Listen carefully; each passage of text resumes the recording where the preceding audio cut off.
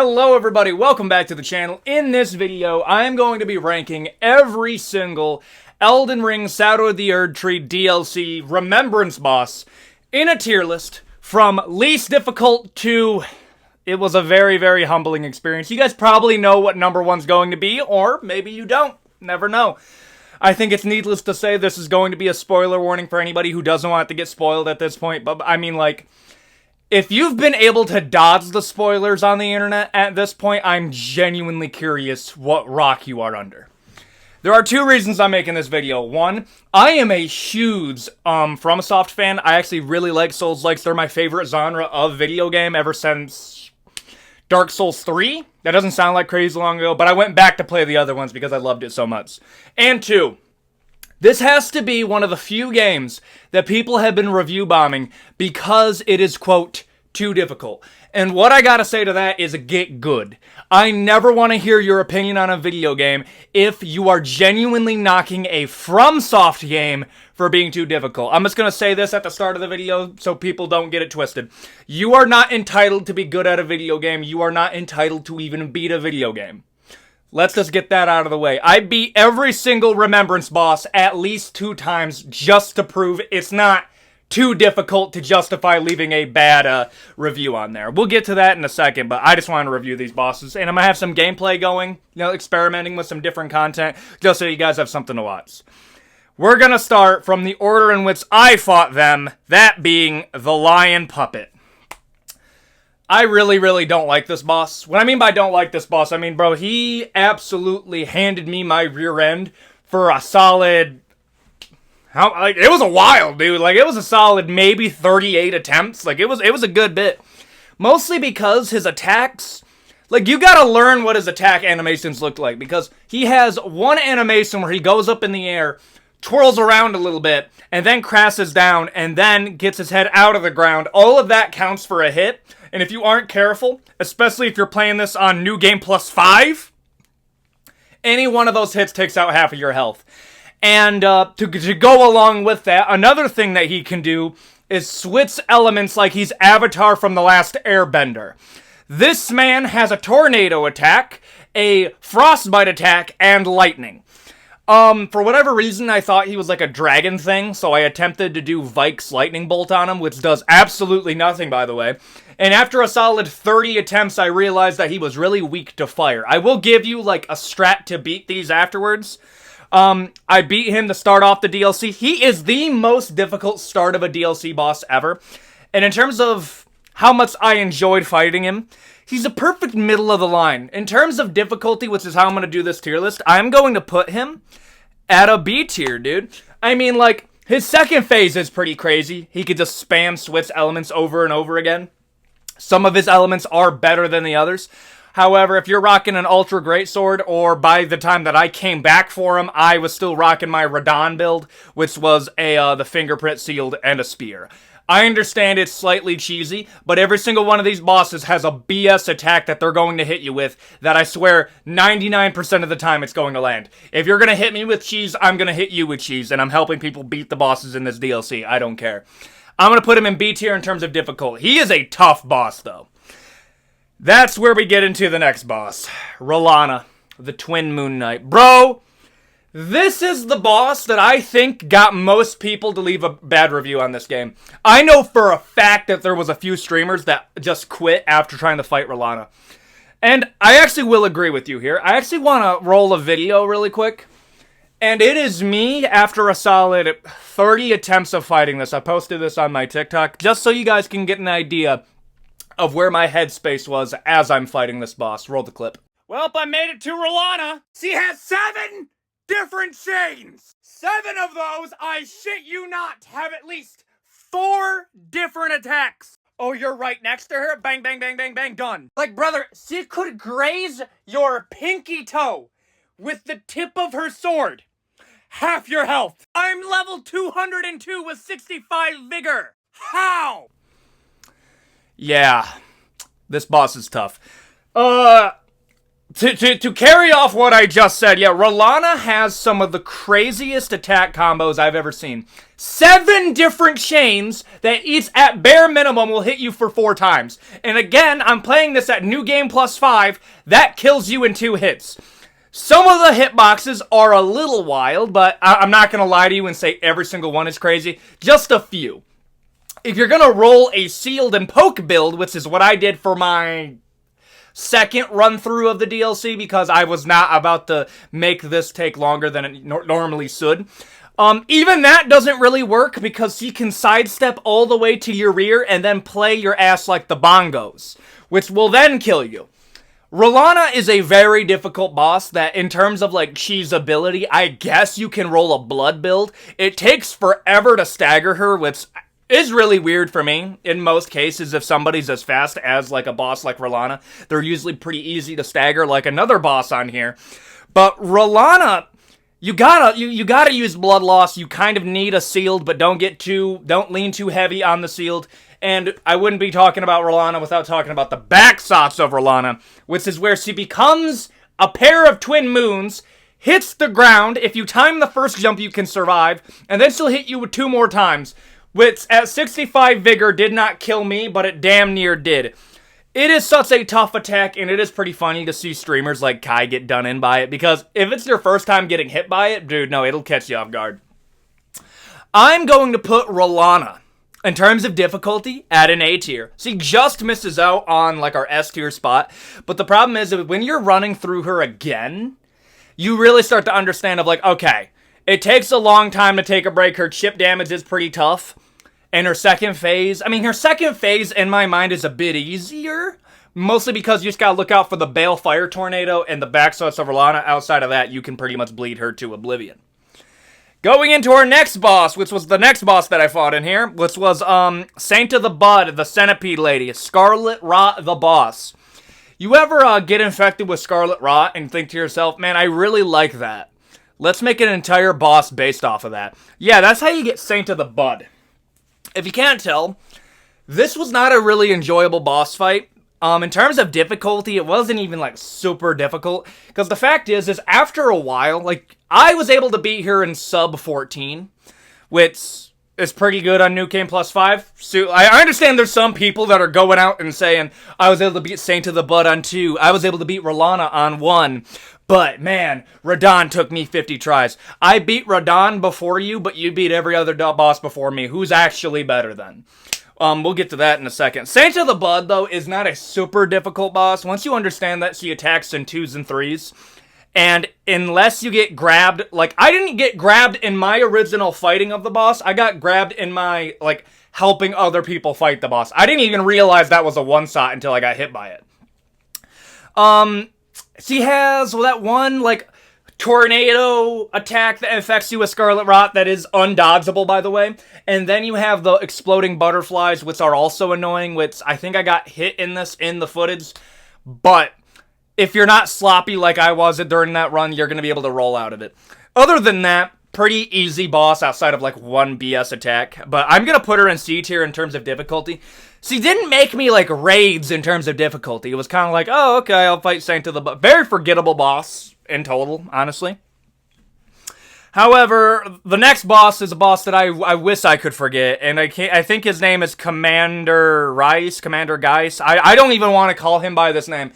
I hate this boss, okay? I hate everything about this boss. I love this DLC, and in my mind, this is a 10 out of 10 DLC, if not a 9.5, and I will knock off the 0.5 purely because of the Hog Rider boss. I hate this boss, dude. I'm gonna show you a gameplay of it's gonna look real cheesy, okay? I don't care, because this is one of the few bosses that killed me more in entering into the arena than any other boss. I had to go into the corner, hide behind that little lip in the corner of the arena, just so I could survive the opening barrage. It is BS. Like, I feel like this boss was meant for you to ride Torrent and then fight him, but clearly that's not supposed to be the case because the pig that he rides goes faster than Torrent. It's like racing a Mazda 5 against a Ferrari. Like, you aren't supposed to mount Torrent in this fight, which is really weird because that's how they make this boss feel. Your best bet is to take the biggest shield you possibly can and then just shield and poke method. I understand that is a coward's way out. I do not care when I'm fighting this boss. I do not owe you the respect of a good 1v1. I will help other people jump you. That is how much I dislike you as a boss. Easily is the worst boss in this entire DLC. Like, I rarely complain about the hit marks on an Elden Ring boss because I think they got the hitboxes right 99% of the time. The hitbox on this boss's charge attack is bullshit. It is so difficult to dodge that I just resorted to giving myself like a wondrous physique that allowed me to survive a first hit without taking a lot of damage. I'm putting him in D tier. Dylan, I can't put him in D tier because he's not the easiest boss. I have to put him in... I'm putting him in B tier because he's a BS boss, but he is clearly the worst boss in the DLC in terms of how he was made. Like, he's not the most difficult because you can find a way to cheese him. However, you have to resort to doing that to beat him, so I'm going to put him in B tier in terms of difficulty. Ugh, that sucks. Next up, the Putra Knight. Fun boss. I thought I thought the game broke for a second because when I went to go help people fight this boss, I didn't realize how far you have to go back to put your summoning sign. Because I'm over here like, why can't I get through the fog gate? What's going on right now? Putra boss as a fight. Once you get past the chain where he jumps off of his little like undead horse, does his spinning attack, and then the horse tries to hit you 3 times. Once you get past that, you can get out of most of his chains, because outside of that, he hits you in 2s and 3s, and he has one attack that hits in 4s. Outside of that, when we go into his second phase, he does hit you with a lot of like his blue frostbite fire. All you gotta remember is run around in a circle, jump up whenever the flames are about to hit you, and whenever he goes up and like spawns in the flames behind you, don't lock onto him, turn around or run, jump over that. Outside of that, brother, you can beat him. Don't try Blood Loss. Blood Loss does absolutely nothing to him because he's a skeleton, even though not really though. So either hit him with fire or hit him with strength to get a stagger. Very tough boss to stagger though, so I would actually recommend you just hit him with fire. Outside of that, honestly, a good C tier boss. Like, I'll put him in C tier in terms of difficulty. Next up, Lord of the Frenzied Flame, Midra. I had somebody message me that this was going to be the boss to humble me. Brother, what are you talking about? Okay, let me cool it a little bit. Midra as a boss, there is a very specific build that you have to use to cheese him, and that is just strength. He is one of the easiest bosses in the entire DLC to stagger. Like, it is crazy how easy it is to stagger him. Like, there's only one other boss that I would argue is slightly easier to stagger, but it's because it's part of the gameplay element, and we'll cover him in a second. But Midra the Frenzied Lord is such an easy boss if you just keep on hitting him with the Savage Lion Claw, which is an ass of war that you need to get in this DLC. I'm just spamming that over and over again, jumping attacks, and then about halfway through the second phase of the boss fight, then he turns into like this sunflower explosion, and then just keep on hitting him with the Savage Lion Claw till you get a stagger, put blood loss on your weapon. It takes a long time to get the blood loss, but I swear it takes out a solid 20% of his health once he finally gets it. And then boom, just repeat. He's not that difficult of a boss in all honesty, and it is, out of all the Remembrance bosses, is the easiest Remembrance boss in my opinion. Next up, though, is gonna be somebody on the opposite side of the spectrum. Mesmer the Impaler. Mesmer the Impaler, everybody thought was going to be the final boss of this DLC. Actually, not everybody. A lot of people kind of predicted that it was a misdirect. But he might as well have been, because Mesmer the Impaler killed me more times than any other boss in this DLC. I actually want to roll the clip immediately following me being able to beat him that I posted. Roll the clip. Does it feel so fucking good when it's you, huh? 63 times! Oh, that felt good. Fuck this boss, dude. Understand this. People, will message me if they need help on a boss. And for the most part, I'll try to help you. There's only 2 bosses that I will just tell you might want to summon somebody else because I haven't figured out the greatest method to beating them. Mesmer the Impaler is one of them. I've only been able to beat Mesmer 2 times. That sounds crazy, but one of those I barely survived, and the other one I had to resort to the whole sealed and poke method. And even that isn't a 100%, because he also has an attack like Rana where he'll just go behind you and then one-shot you. He is a very difficult boss, and in my mind, is deserving of an S tier. But I want to cover one other thing. His second phase is fucking wild, dude. He becomes the Rykard Serpent, but he spawns in 4 of his buddies that, I swear, have some of the most crazy hitboxes I've ever seen. Not crazy as in unfair, but it's in crazy of how long it takes you to learn it. You're just spam rolling and hoping you don't get whacked, because if you get whacked one time, that's 3/4 of your health, and in the time it takes you to heal again, he's already hit you in the second phase. He moves around so much, dude. It's very difficult to stagger him unless you're rocking just a pure strength weapon. I would resort to using a blood loss. First time I beat him, I used the gut greatsword. Second time, stick and poke method, because fuck that second phase, dude. I'm putting him in S tier, dude. Actually, yeah, I have to put him in S tier. In my mind, he was the toughest boss to fight in this DLC. Don't get me wrong, we're going to be covering the other ones. Mesmer the Impaler deserves an S tier placement purely because just how BS his second phase is. And next up, the Evil Sunflower, the Eardtree avatar. I just call him Evil Sunflower. He is a boss that is very simply get good, memorize the pattern, and you'll win the fight. He has 3 different phases, which is pretty funny. I predicted that he had a second phase. The fact that he had a third phase caught me completely off guard. I was actively thinking as I was 3/4 of the way through the first phase, there's absolutely no way that this is the boss that's killing people. And then we enter the second phase, and then I said, oh, I get it. And then the moment I found out he had a third phase, I was like, okay, I guess I'm gonna die. That was before I found out what his third phase was. So, first off, strength weapon, have to use it. Flames, have to use it. Don't even bother with the sealed into the third phase.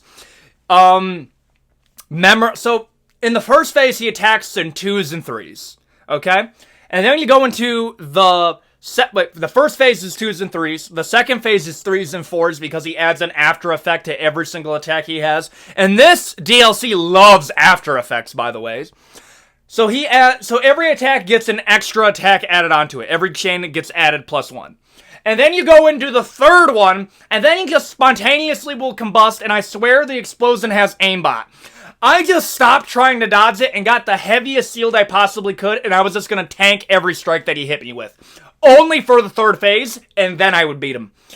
I've been able to beat him a solid 3 to 4 times, but even that third phase to this day still gets me. I'm going to put him, though.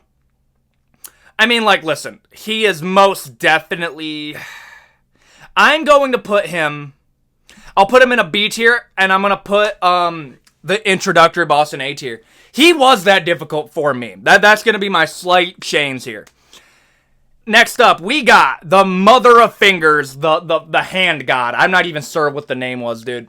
You have to go out of your way to get this boss fight. You have to complete another storyline that's completely optional to get the Sword of Night or something else. All for I'm just gonna say a pretty lackluster boss fight. Outside of her, I'm not even kidding you, summoning a Hollow Purple. She's not that great of a boss fight. Her arena, though, is very dope, by the way. It's where you're, like, underwater, but there's, like, fingers everywhere. Probably one of my favorite, boss fights arenas outside of, like, outside of a few that we're gonna talk about. The Mother of Fingers, though, I mean, like, it's hard to get behind her because there's fingers everywhere, and she can attack you in, like, a 360 movement. There is no place around her that you are safe. The damage is kind of crazy, but I'm also on New Game +5, so the damage is always going to be crazy. Blood loss is going to be your friend. Stagger. I think I was able to stagger her once in, like, the 5 times that I fought her. Outside of that, pretty predictable attacks once you understand the pattern. Outside of her, like, going up in the air and summoning, like, a Hollow Purple. Pretty easy, boss. I'm going to put her... yeah, I'm putting her at the bottom of C tier. She narrowly misses out on D tier in terms of difficulty. And our final 2. We're going to cover Prime Radahn and Mikola. Dude, this is the boss that is being called the most difficult boss in the history of Soulsborne. And I'm going to be honest with you. I personally died more times than Mesmer. I even said that, like, still to this day, I've been able to beat this boss 9 times because he beat me 46. I want to beat the boss 46 times purely because I just want to do it. People say this is the most difficult boss there. I want to have fun with this one. I want to see if I could pull off a no-hit. So far, I haven't been able to do it. And I've had to resort to the cheesy build to beat him. Although I would argue it's not even cheesy for him because his second phase has moves that directly go against it. Because the holy damage that he hits you from the fucking sky, yeah, that is all chip damage. If you do not try to heal during that second phase, you will die from chip damage. And there's some strikes that you just have to dodge from, like when he goes up into the air and becomes a meteorite again. It does not matter what your build is, he will still one-shot you. Because the meteorite counts for like 7 strikes, so they even gotta pass the like wondrous physique. What a tough boss fight, dude. It's such a fun one, though. I mean, like, you already know the placement of this one. It's very obvious. I'm going to put Prime Radon S tier above Mesmer, purely because I understand it. The reason that Prime Radon is slightly easier for me is because there is a build that you can use that does make him easier. I haven't been able to find a build that will beat Mesmer consistently and pretty easily. Even if you do have the build that does well against him, outside of using the perfume bottles, which I just refuse to do. I don't look down on you for using them, but it genuinely just doesn't look that fun to play. I'll do it one time just to see what it's like, but it doesn't look fun to use the perfume bottles. I'm gonna put him in S tier, no question. And finally, I understand I was doing Remembrance bosses, but it would be a crime to talk about DLC bosses without bringing up Bale the Dread. My favorite dragon boss in the history of Soulsborne, and the most difficult dragon boss. He is more difficult than Placidusax. At this point, I feel like I can beat Placidusax consistently. Like, Placidusax is not a difficult boss. I have only been able to beat him twice, and I'm not gonna lie to you. Trying to beat him again is one of the most difficult things I've ever tried to do. Because one, you have to use a weapon that you got while fighting him, and that is like the Dragon Slayer Katana. Summoning people makes this boss exponentially more difficult because it adds to his already insane health. So I don't even like being summoned in to fight him because of how much health you gotta deal with. His second phase is absolutely insane. He has one attack where he'll just become like a laser beam. That's very difficult to dodge, but you can do it. It's not undodgeable. Some people think it is undodgeable. I'm telling her, it's just not undodgeable. However, he is still a difficult boss. I mean, it is lame that I gotta do 3, but I have to put him in S tier. I'm going to put Mesmer at the bottom of S tier. I died more times to these 3 bosses than any of these bosses put together.